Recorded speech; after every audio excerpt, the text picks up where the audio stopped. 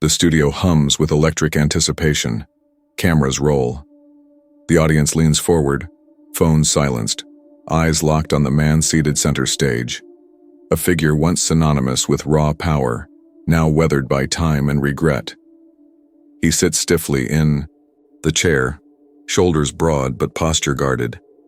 His face carries the weight of decades spent in the spotlight, not always as a hero, often as a cautionary tale. The host introduces him with reverence. No need for flair. His name alone is enough to command silence, but something feels different tonight. The energy in the room shifts, imperceptibly at first. A producer steps into frame, hands an envelope to the host.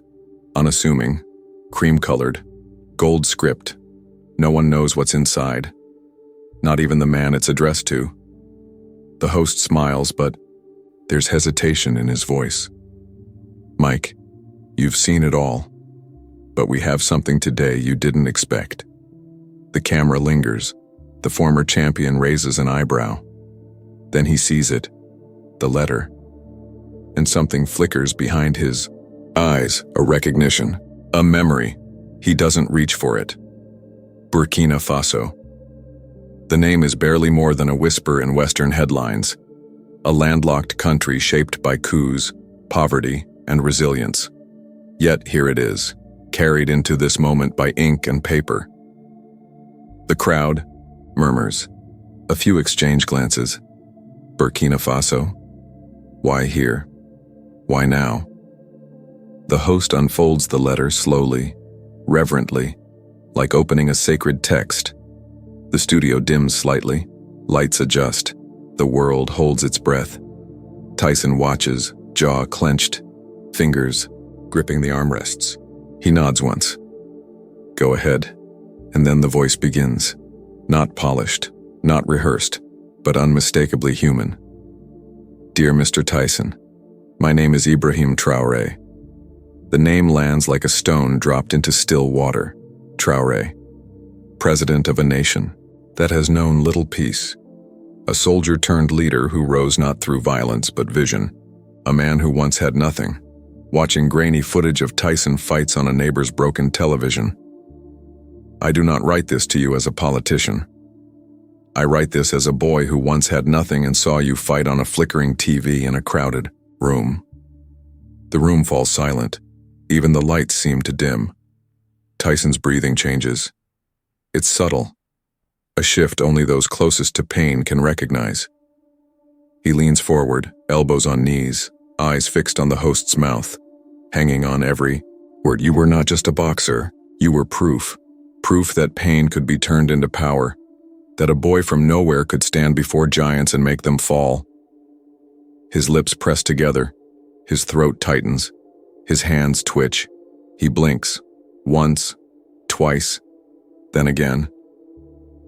Something cracks. It starts in his chest in a tremor that spreads outward. He looks away, tries to hide it, but the world is watching, and they see it.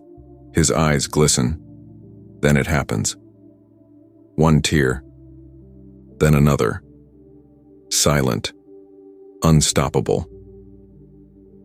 The most feared man in boxing history, the man who stared down champions without flinching, breaks in front of millions, not out of weakness, not out of shame, but release. Decades of buried trauma rise to the surface. The fists that once shattered jaws now rest motionless. The mouth that once spat venom now trembles. He wipes his face. It does nothing. The tears keep coming. The audience gasps. The host stops reading. No one dares move. Tyson looks up into the camera. I was 14, he says, voice thick, homeless, angry. I wanted to die back then. Nobody knew, nobody cared. He pauses, swallows hard. And to know that halfway across the world someone watched me and became something, a president. His voice breaks. He lets it all go.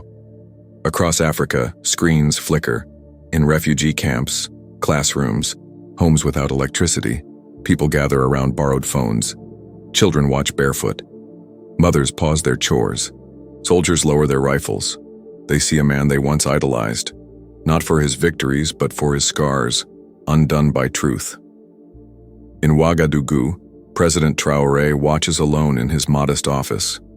The fan buzzes overhead. The walls are lined, not with portraits of leaders but of children, students, farmers, soldiers. He watches Tyson cry, and he does too, quietly, reverently, because he understands now, this isn't about admiration. It's about kinship.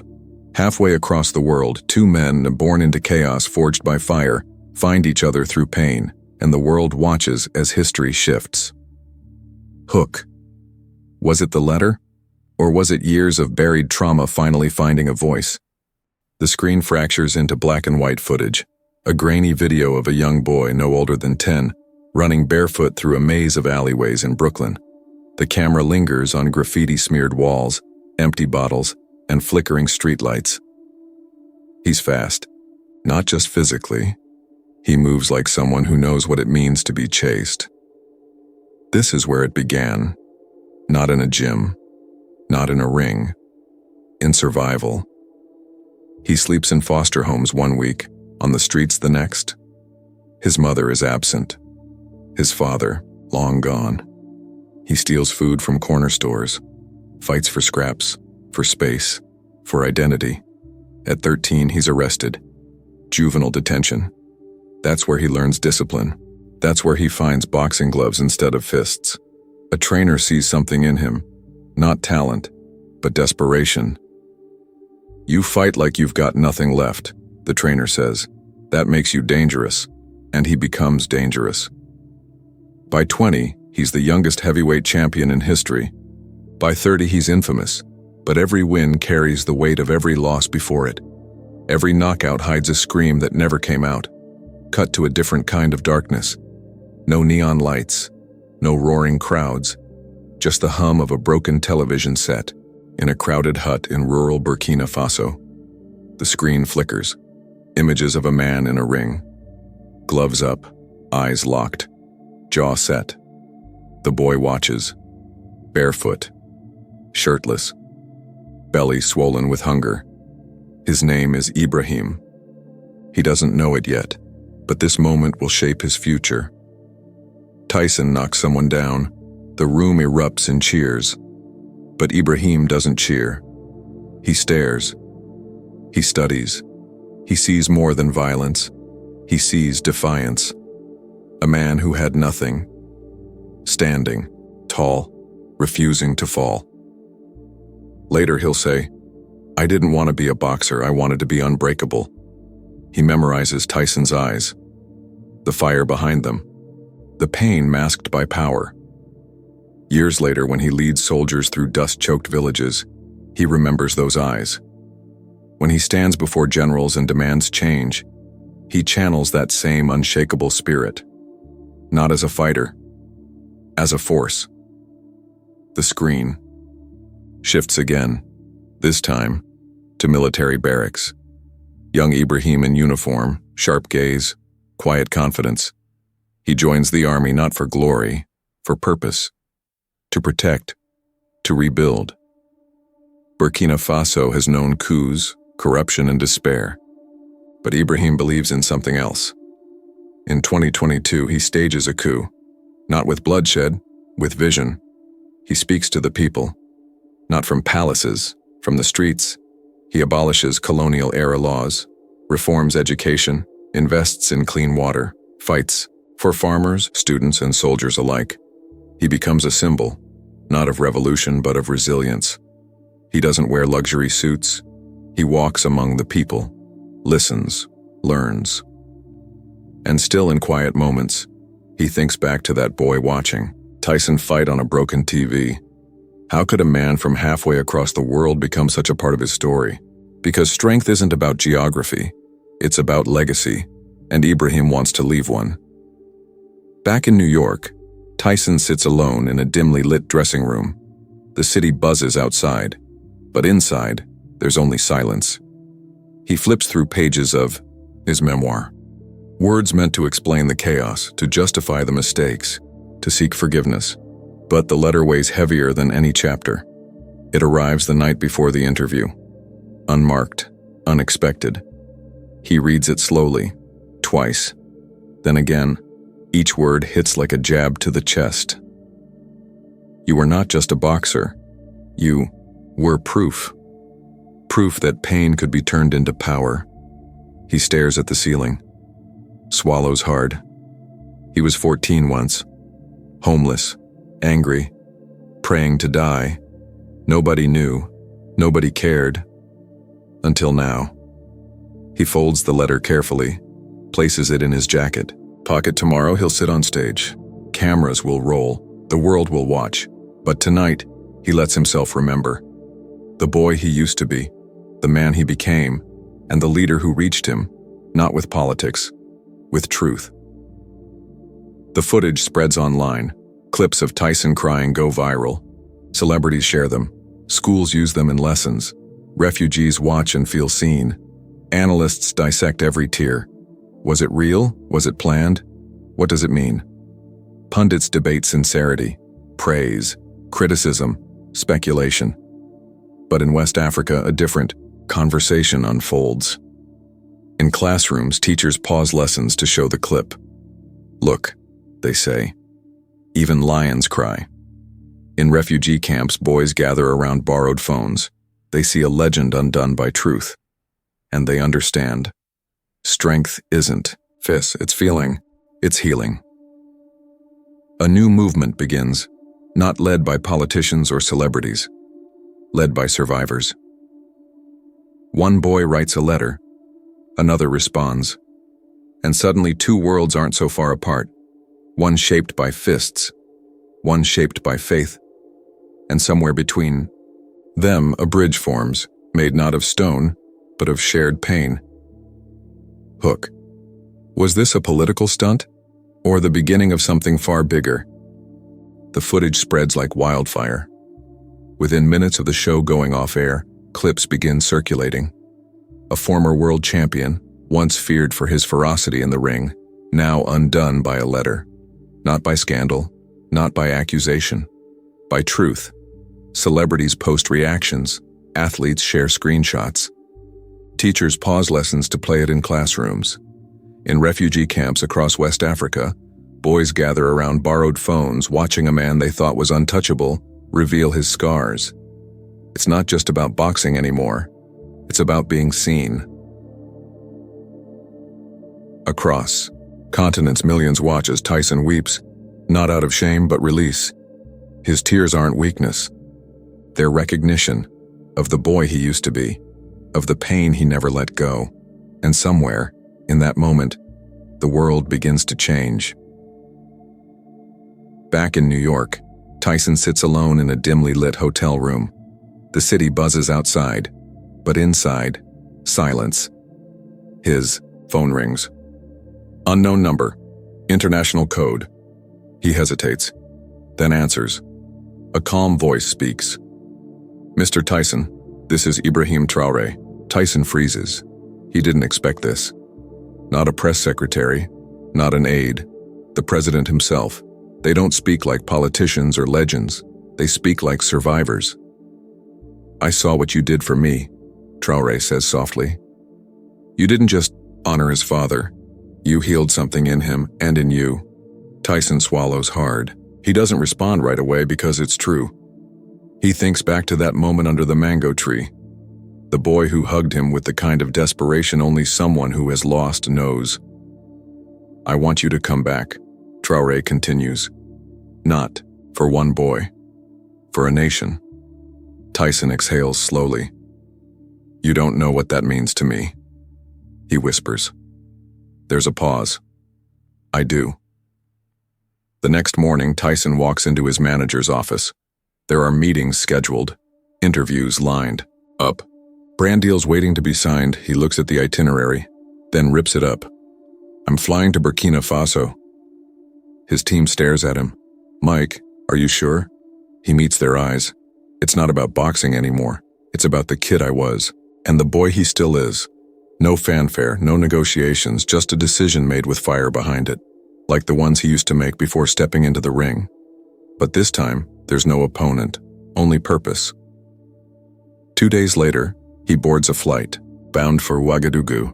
No first-class seat, no private jet, just economy, just anonymity. He carries a single suitcase. Inside, a few clothes, a worn-out copy of his memoir, and the letters from Burkina Faso. Each one a reminder that strength isn't fists, it's feeling, it's healing. As the plane lifts off, he watches the city shrink below him.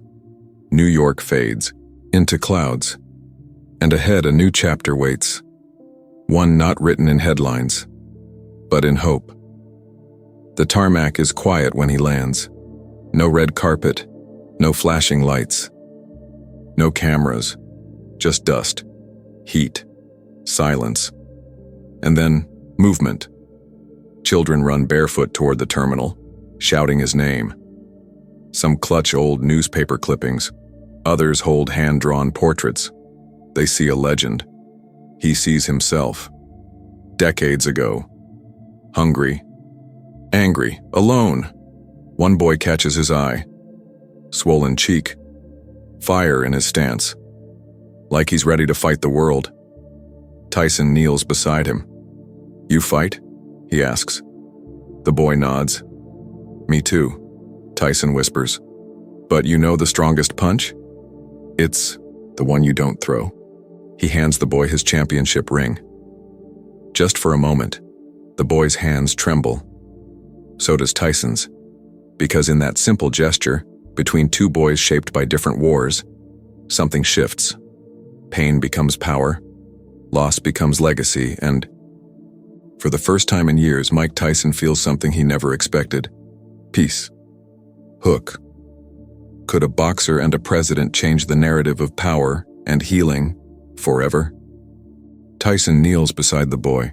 He's no older than 12, barefoot, shirtless, a swollen eye from a recent street brawl. The schoolyard buzzes with laughter and dust. Children run barefoot across cracked concrete. The air is thick with heat, and something heavier. Hope. Tyson looks at the boy, sees himself. Not in the ring, not on magazine covers, but in the alleyways of Brooklyn. In the corners where pain made him fight anything that moved, even the world. "You fight?" Tyson asks. The boy nods, quietly, respectfully. "Me too," Tyson whispers. "But you know the strongest punch?" The boy tilts his head. "It's the one you don't throw." He pulls off his championship ring, tarnished, worn, heavy with history, and places it in the boy's trembling hands. The boy stares at it like it's gold, like it's proof. That strength isn't fists, it's feeling. His eyes well up. So do Tyson's. They sit there, two warriors from different wars, bound by scars, and for the first time, neither feels alone. That night, under an open sky, they sit on a rooftop overlooking Ouagadougou. Lights flicker below, a city breathing slowly. The wind carries the scent of earth, firewood, and distant rain. Traoré reaches into his bag, pulls out a small wooden box. Hand-carved, worn. "This," he says, placing it between them, "is what your letter did." Tyson opens it carefully. Inside, dozens of letters, folded, scrawled, written in ink and pencil. Some on notebook paper, others on torn scraps. All signed by children. He reads one aloud. "Dear Mr. Tyson, my name is Kadidiatu. I am 10 years old. My papa died protecting our village. Now I believe I can be strong like you." He stops, swallows hard. Another. "Mike, I saw you cry on TV. If even lions cry, maybe I can cry too." He clutches the letters to his chest. His hands tremble. "These are worth more than belts," he murmurs. "More than anything I ever won." Traoré nods quietly. "And now you see, brother, pain connects us more than fame ever could. The stars stretch above them, silent witnesses to a bond forged not in politics or power, but in shared survival." Tyson breaks again, not alone, not hidden behind sunglasses or bravado, with Traoré beside him. No cameras, no press. Just two men who once had nothing. Now, holding on to each other through everything they've survived. Tears stream silently down Tyson's face. He doesn't wipe them away. Neither does Traoré. The president says nothing. Doesn't need to. Because this isn't about admiration. It's about kinship. Two boys shaped by violence, by hunger, by silence. Now speaking the only language that matters. Truth. The wind rustles the pages of the letter still clutched in Tyson's hand. One word echoes between them. Survival. And finally, after decades of hiding from it, Tyson lets it in. Lets him heal. The next morning, they drive for hours. Dusty roads. Goats crossing. Women balancing water on their heads. Boys chasing plastic bags like footballs. They arrive at a small village. No signs, no maps. Just life unfolding beneath sun-scorched trees. A boy runs toward them, skinny, barefoot, eyes wide, with awe. He clutches a picture of his father, a soldier who died protecting his people. The photo is creased, held too many nights under his pillow. Tyson kneels, looks him in the eye. "You're braver than I ever was, little man." Me blinks. Tears form. But I cry. Tyson smiles softly. So do I. Without warning, Me steps forward, wraps his arms around Tyson's neck, not for cameras, not for show, for comfort, for connection, for healing. Tyson holds him tight, then breaks. Tears pour, loud sobs, the kind that shake a man's whole body. Traoré watches nearby, hand over his chest, eyes glassy. This isn't just a hug, it's a bridge between loss and love, between past and future, between two boys who never stopped fighting, until now. "I'll be back," Tyson whispers. "I promise." And for the first time in his life, he means it. As they drive away, the dust swirls behind them. Tyson stares out the window, not at the scenery, not at the land, at the memory, at the boy who helped him heal, and the one he left behind. He's not thinking about titles, or documentaries, or comeback fights. He's thinking about scars, about how they used to define him. And now, they connect him. To a continent, to a people, to a child who believed in him when he didn't believe in himself. He touches the ring still tucked in his pocket, feels its weight, feels his own. And somewhere, deep inside, he realizes he wasn't the baddest man on the planet. He was just a boy, waiting to be heard. Hook. Could this be the start of a new kind of diplomacy? One built not on power, but on presence? It spreads like fire across screens. Within minutes of the interview going off air, clips begin circulating. A former world champion, once feared for his ferocity in the ring, now undone by a letter. Not by scandal, not by accusation, by truth. Celebrities post reactions. Athletes share screenshots. Teachers pause lessons to play it in classrooms. In refugee camps across West Africa, boys gather around borrowed phones watching a man they thought was untouchable reveal his scars. It's not just about boxing anymore. It's about being seen. Across continents, millions watch as Tyson weeps, not out of shame, but release. His tears aren't weakness.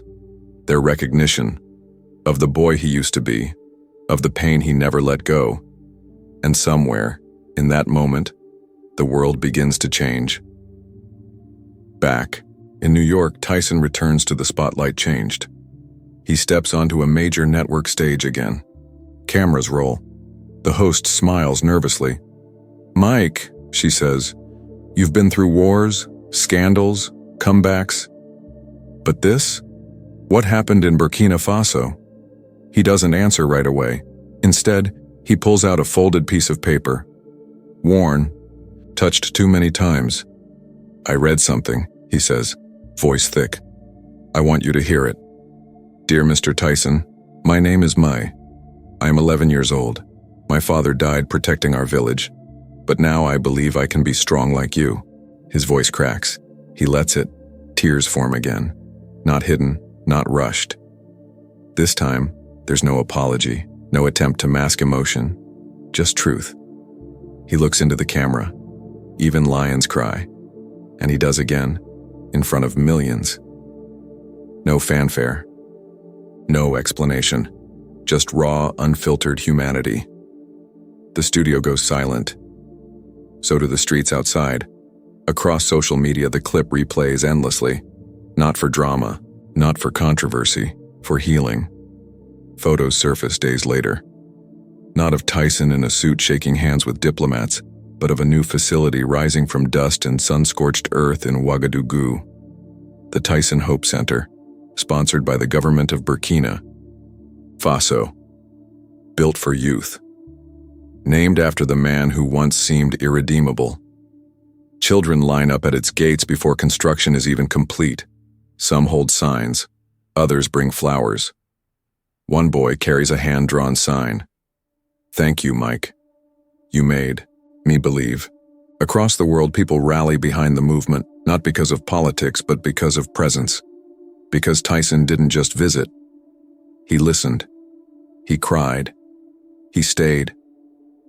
And in doing so, he became something more than a legend. He became a lifeline. Traoré gains international attention, not for policy, but for empathy. News outlets that once labeled him a coup leader now call him a reformer. Analysts who dismissed his rise now study his leadership.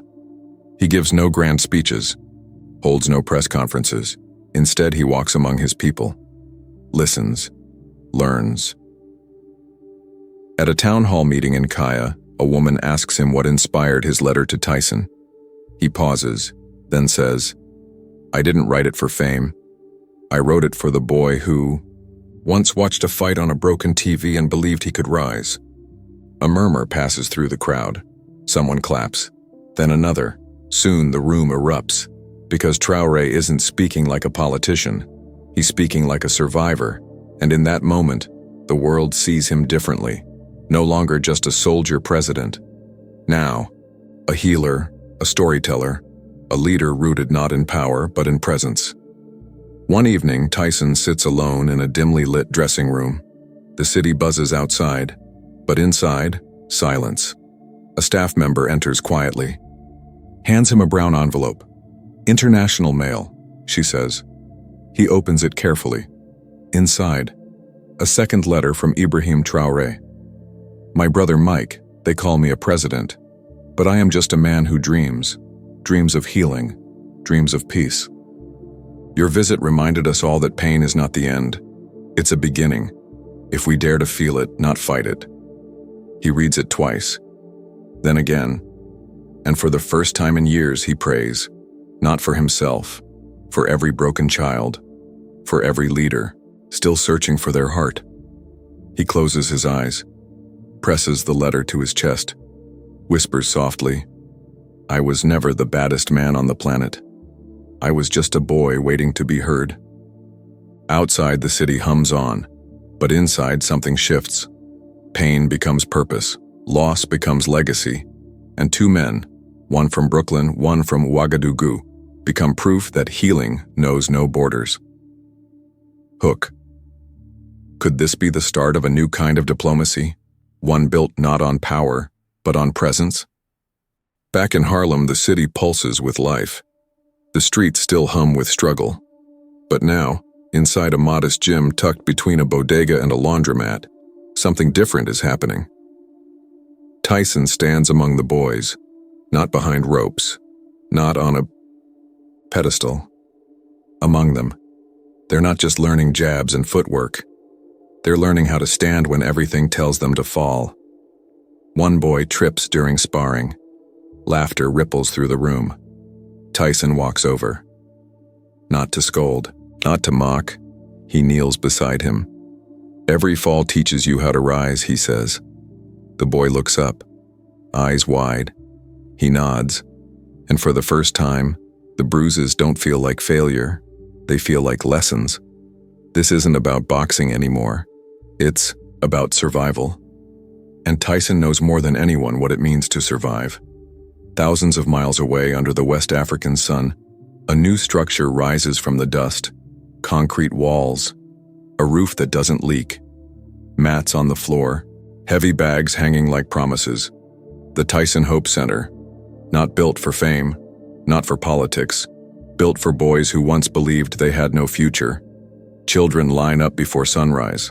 Some come barefoot, others carry makeshift signs. One reads, "Me. Told me you made him brave."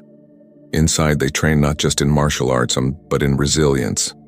Traoré opens the doors himself. No ceremony, no cameras, just presence. A plaque hangs above the entrance. Strength is not fists. It is rising again and again. The crowd erupts in applause. Not out of obligation, out of belief. Because here, in this place, pain has been turned into purpose. And hope has found a home. Back in America, Tyson's memoir climbs bestseller charts. But it's not because of scandal. Not because of controversy. Because of soul. Readers flip through pages not looking for fights, looking for healing. In classrooms, teachers assign excerpts. In prisons, inmates read his words aloud. In therapy sessions, counselors quote his journey. "I was never supposed to make it," he writes. "But I did, and so can you." The Netflix documentary gets re-edited. Less hype, more heart, no longer a spectacle. A story, a raw, unfiltered journey from brokenness to belief, and millions watch, not for entertainment, for understanding. In Ouagadougou, Traoré walks the streets again. No security detail trailing too closely. No speechwriters whispering in his ear. Just him, listening, talking, learning. His leadership evolves. Policies shift, not for headlines but for impact. He abolishes outdated laws, invests in clean water, reforms education, and every time he speaks he quotes the same phrase. Real strength isn't fists, it's love. It becomes a mantra, a movement, not just in Burkina Faso, across the continent. Leaders begin to question, what does it mean to lead, to listen, to heal? And slowly power begins to look less like control and more like connection. Tyson sits alone backstage after another interview. The world wants to know where he's headed next. He doesn't answer. Instead, he pulls out a small drawing from his jacket pocket, a child's hand-drawn image. Two men holding hands beneath a mango tree. Me. The boy who once feared the world, now smiling, now strong. Tyson stares at the picture, smiles. For the first time, he believes it. He wasn't the baddest man on the planet. He was just a boy waiting to be heard. And finally, someone listened. The screen fades to black. A soft hum fills the silence, the kind that lingers after a storm has passed. Not noise, but aftermath. Then, the narrator's voice returns, slow, measured, like a heartbeat returning to rhythm. Mike Tyson was never the baddest man on the planet. Pause. He was just a boy waiting to be heard, and finally, someone listened. No fanfare, no applause, just the quiet weight of truth settling into every corner of the world that once watched him fall, and now watched him rise. Because this wasn't about boxing, it was about being seen, not as a fighter, not as a legend, but as a man who had survived and in surviving helped others do the same. The screen flickers back to life, softly, gently, no headlines. No breaking news, just a single image. A boy sleeps peacefully beneath a mango tree. Dust clings to his skin. His chest rises and falls with the steady rhythm of peace. In one hand, he holds a drawing. Two men, hand in hand. One with fists that once shook the world. The other, a leader born from fire, smiling together. Above them, written in shaky pencil, me and Mike. We both learned how to cry, fade out. Then the whisper again, even lions cry. This was never about politics, or power, or even redemption. It was about something older than all of it. Recognition. The need to be known, not for what we've done, but for who we are when No one is watching. For Tyson, it was the moment he stopped being feared and started being understood. For Traoré, it was the realization that leadership isn't built on authority, but on empathy. They came from different worlds, but they were shaped by the same fire, pain, loss, silence. And in the end, it was only through each other that they found their voices again. Because sometimes, healing doesn't come from therapy or time. Sometimes, it comes from a letter, from a child. From a stranger who says, "I see you." And when the world sees us, truly sees us, even the fiercest warriors can finally rest. There is no music, no swelling strings, no dramatic narration, just silence. And in that silence, a question forms, unspoken yet undeniable. What happens when the world listens to the ones it once ignored? Tyson's tears, Traoré's letter, Me's drawing, they weren't meant to entertain. They were meant to connect, to remind us that behind every headline, every title, every uniform, there's a human being, bleeding, breathing, breaking, and yes, crying. Because strength isn't the absence of pain. It's the courage to feel, to share it, to heal through it. And somewhere, across continents and cultures, that message is spreading. Quietly, powerfully, like wind through dry grass, like hope in the dust, fade to black. The final line echoes, "Even lions cry." And somewhere, in a small village in West Africa, a boy sleeps, peacefully, knowing he mattered, knowing he was heard, and knowing that even the fiercest hearts can learn to beat gently